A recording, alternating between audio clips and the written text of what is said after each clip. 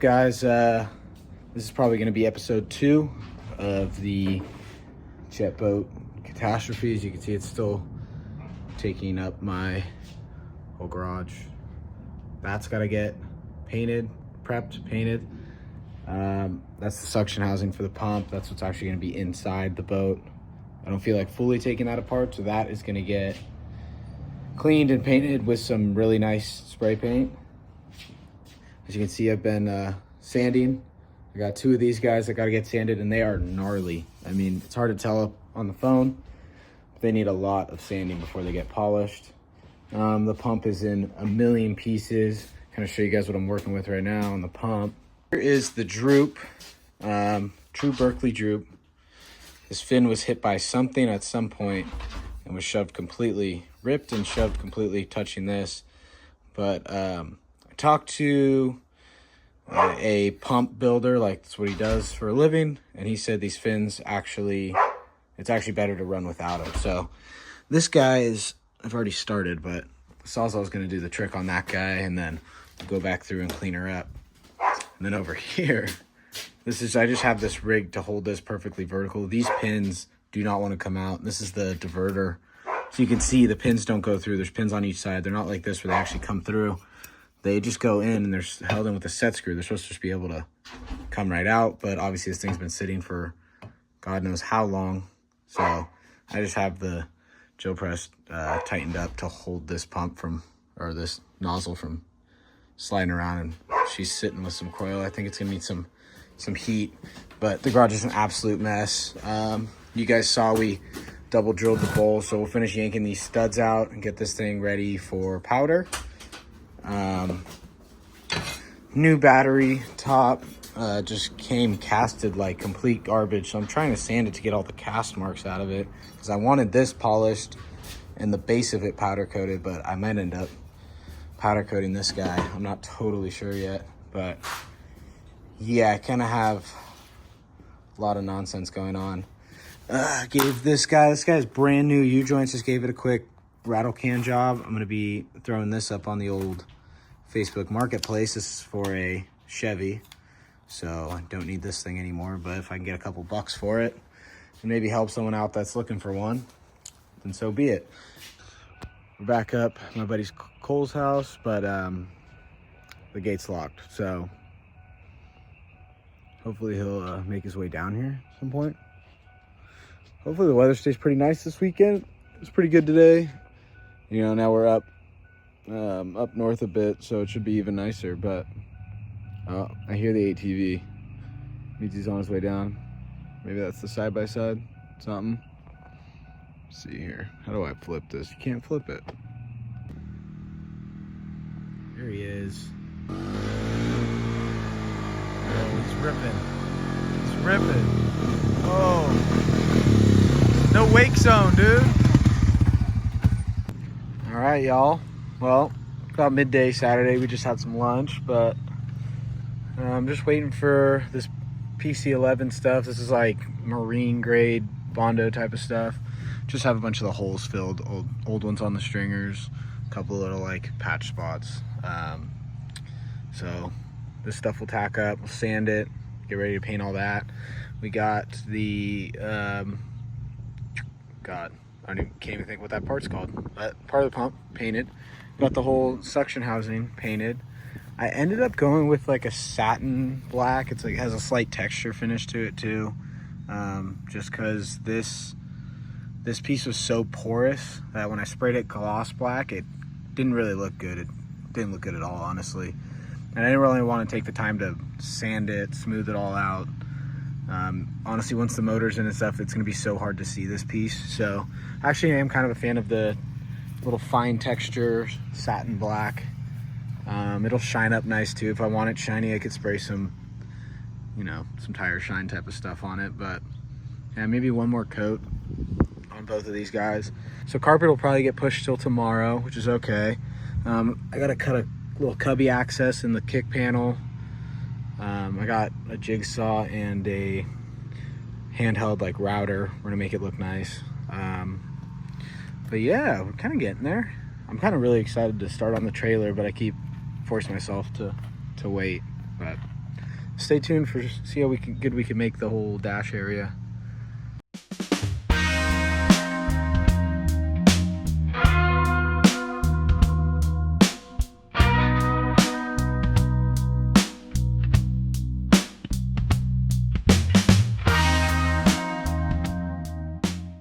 A limited stock class.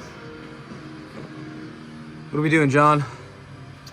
We are putting some RTV on the gasket surface to hold it down. About to put the pump in. We're gonna put the gasket on the right way. Hopefully.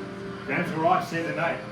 I was putting the gasket on backwards, wondering why it wasn't gonna fit. And then Graham told me I was an idiot. Got the new motor all ready to roll. This one's a 496, right? Yeah. 1401. 14-1 compression. Yeah. Probably 800 horsepower. 850 on the bottle. Got the new pump back from the pump builder. No, look, he's gonna expose all my secrets. I'll wait to release it after the first. Gross 496 right here. Yeah, Gross sponsored me. Precision Pump Works sponsored. New boat anchor. Yeah. That's gonna go in a truck. Gonna swap the brand new 1500. We're gonna put the S10. Yeah.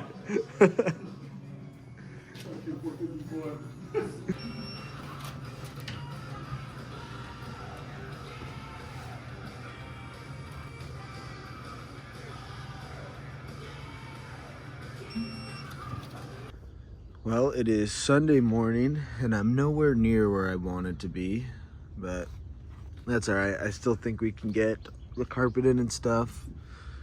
I just don't want to end up home too late today, but did one quick coat on the inside of the bilge and the transom. I need to hit this stuff with the sander really quick. We'll blow the boat out, do one last coat of this rubberized stuff, do a nice thick coat, make sure this thing's all cleaned up, and get ready and throw the carpet in. So right now I'm gonna pull the carpet out of the van. It's all rolled up, lay it out in the driveway, so try and get all the wrinkles out of it, get it to start to lay flat, so when we put it in we're not dealing with, you know, big weird humps and stuff. So that's exciting, huh? Well, you know, I guess the guy was really worried about sinking this thing. I wanted the bow to stay above water. I mean, there's got to be at least 10 of these blown up in here, and some cushions, some pools, some pool noodles, I mean. But anywho, got a little cubby hole cut, nice little round corners. It's almost square, I think. It's probably not perfect. There's really nothing to measure off of, so it's kind of tough. But, you know, once it's all carpeted and everything, it'll look fine. But we're going to get the router out, give this a nice little round edge to carpet around.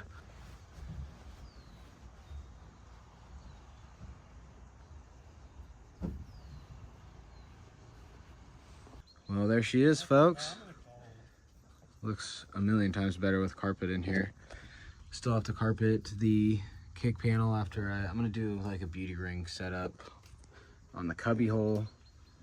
And we ran out of carpet blades, so I'll trim this stuff up next weekend when I get back up here. But it's all ready to roll. The pumps was gonna go in, the suction housing was gonna go in this weekend, but we decided we wanted to replace the thrust bearing just while it's apart, so we'll leave it off. It's just sitting on there. We'll bring it inside, throw it on the workbench. But that's about it for this weekend. We'll get our switches all laid out and drilled next weekend. Those all set in. Finish setting the gauges. Got a little laundry list for next weekend, so big pile of old parts. Yeah, it's coming together actually. Actually looks pretty good. I think we're doing another coat on this stuff because it was a hair tacky, and while doing the carpet, kind of had to step in here and kind of totaled some of that. But one more coat, quick coat of that from, you know, the top of the stringers in, will look good. Almost made it out of Sacramento, but Facebook Marketplace got me, so I gotta make a little bit of room. These will look pretty sweet on the trailer though.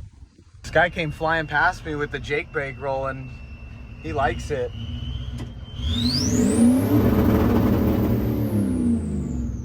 He appreciates it.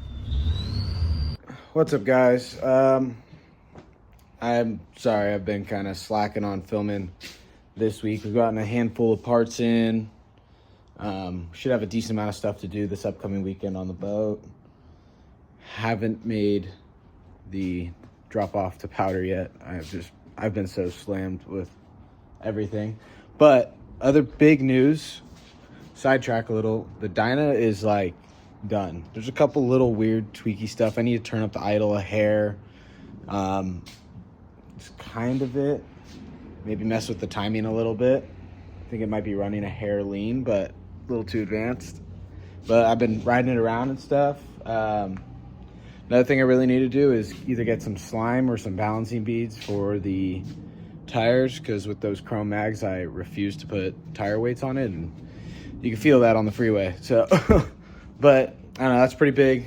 So that's done pretty much, besides like very small stuff. But like I said, I've been riding it on the freeway and stuff the last couple days. We got one tank like half polished. You can see up there, whoa, left, right, up there looks a lot better than over here.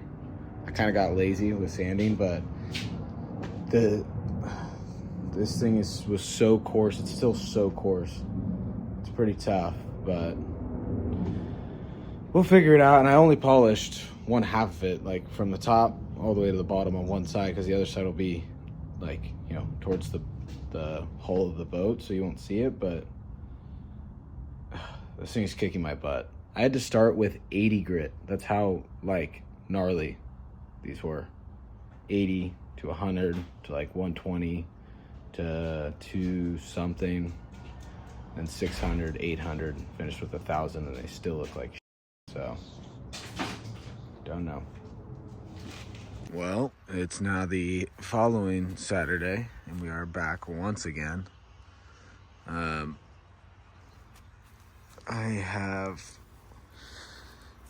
didn't get as much as I wanted to during this past week at home, so I don't have a ton to do this week, but I definitely got enough to keep us a little busy. I'm gonna redo the steering wheel column setup and finish up the carpet. We got a bunch of little stuff we could do. Repaint the bilge. I don't know, get it all dialed in, and then I want to start getting the trailer ready for paint. So I'm gonna get measurements for all the bunks underneath the boat, pull these little side carpeted areas by the fenders, so I can redo those, have all those made this week, you know, back at home. Start ripping all the trailer lights off of this thing, maybe start ripping some wiring out of it, and then start marking my holes for the chicken lights. Then we'll blow these lights off and see what kind of holes we got to fill. A little spot putty. I'll be good. We'll weld it up, spot putty. I mean, that looks unbelievably better. I'm thinking about just doing this guy raw aluminum too. So at least it all kind of matches, but for now, a lot better than this hokey homemade thing. I was trying to save a little bit of money, but it didn't work. But it looks way better. Still got my quick release. You know, in case, for whatever reason, I need to take my wheel off. But I'm gonna throw these gauges in to kind of start getting the dash button back up. Of course, I forgot. I brought every drill bit I got except my unibit, my big unibit, to throw these guys in. So we did the old wallower out with the biggest bit we got, but got those guys in. I like the little red accent back there, but now we're gonna get these gauges all tossed in and actually fully mounted up. Those gauges just been sitting in there since last week, but I don't know if you guys have had much experience throwing these guys in, but the dash on these guys happens to be pretty thick, plus the little accent bezel, and you end up like right on the edge of those threads. So what we're gonna do is shave, honestly kind of shave this section here about halfway down, so that it gives us, it'll slide us up more, give us more room on the threads, get these guys all buttoned in there. Well, another weekend in the books. Boat's back, put away. I kind of forgot to film anything really yesterday, but we got the whole dash together, all the switches, all the gauges. We're missing one gauge still, waiting for that to show up. But finished up the kick panel, carpeted all that. We started pulling apart the suction housing last night, and the impeller is very seized on the shaft, so we're gonna have to revisit that. But rained last night, still drizzling right now, so there's not really much we can get done today. So I just decided to wake up early and get it put away. But this week we're going to make all the new bunks for the trailer, you know, the little wooden carpeted panel behind the fenders. I pulled the fenders off.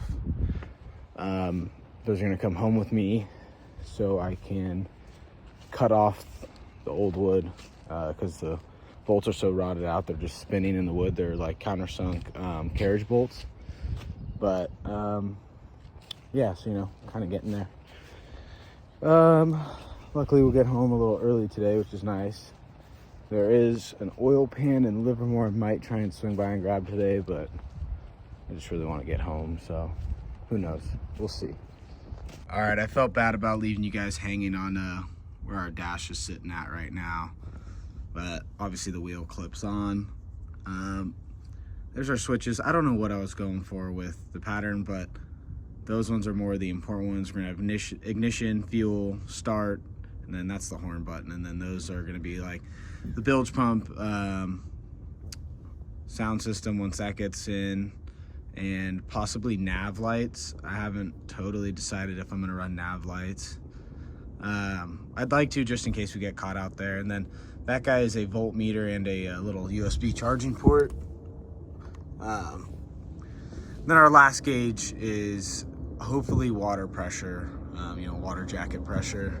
Having trouble figuring out exactly what gauge is gonna work, because I want those, obviously them to match. And the water pressure gauge in this series of gauges is such a far range that I wouldn't be able to like really see exactly what pressure. So I'm thinking possibly a boost gauge for that. You know, I'll just know it's water pressure, but it'll, you know, say boost on it because it's a tighter range.